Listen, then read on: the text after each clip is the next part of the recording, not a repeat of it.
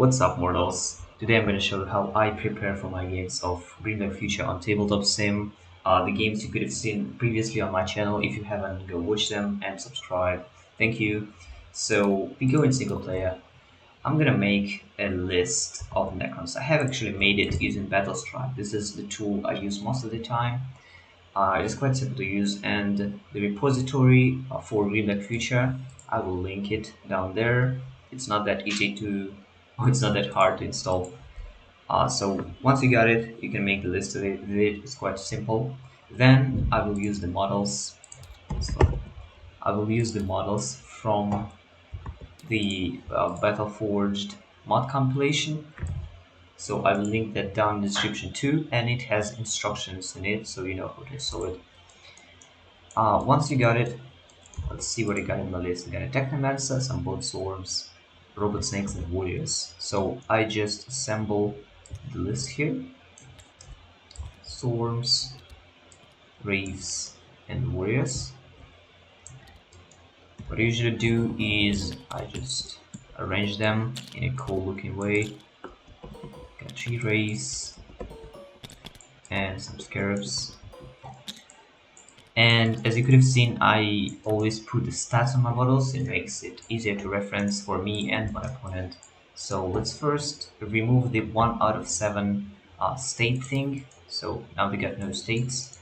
And after that, I will erase all their naming and descriptions. So I can put my own in there. Let's say it's the warrior, quality 3 plus, defense 3 plus. Now you can go into Battlescribe, click on this eye icon to view your list, or you can go into your army book and copy the stats from here. So let's do the ghost rifles and close combat weapons from here, like that, and also the special rules from here too. Okay, let's pretend I've added the stats on all of the units to not slog the video too much. After that, I would select all of them, right click, and save them all as in one object in my folder. The folder doesn't matter really. I'll call them 1000 points, robots. Let's do that. So now I'm ready for a game. I'll go looking for an opponent, and after I found him, give details a second. So after I found an opponent, I can host a multiplayer game with the room name and the password I will share with my opponent. I can load my Grimdark Future game ready table. I will also link in the description so you can download it from Workshop. You might also want to look for some maps on the Workshop using using combinations like 6x4 additive load or BCB additive load or FTC additive load. All those maps should be good, but make sure it is an additive load map because otherwise it will mess your table up.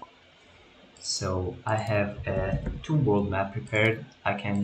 Once you've selected the map in your browser, you click on 3 dots on it and additive load it on top. So here it is, looking good. If you encounter any errors in TTS generated, just ignore them. You can do nothing about it anyway. Confirm it. So we got a table, we presumably got an opponent. So now we can go into objects, saved objects, and bring in our robots list. Here it is. Oh, I also should have told you that if you have multiple models, you can click numbers on your keyboard and it will arrange them in that many rows. That's how I did it. Okay, so now we got a table, we got an army. You can use the deployment zones here. You can use the objective layouts or place the objectives yourself, taking them out of this bag. You have the tokens. The activation tokens are double-sided, so you can leave them on the table and flip instead of removing. And you have the rules here. So I think this should cover most of the things you need to set up a Grimdark Future game for yourself and your friends. So I would say thank you for watching, thank you for playing this awesome game. I quite like it. So yep, see you next time.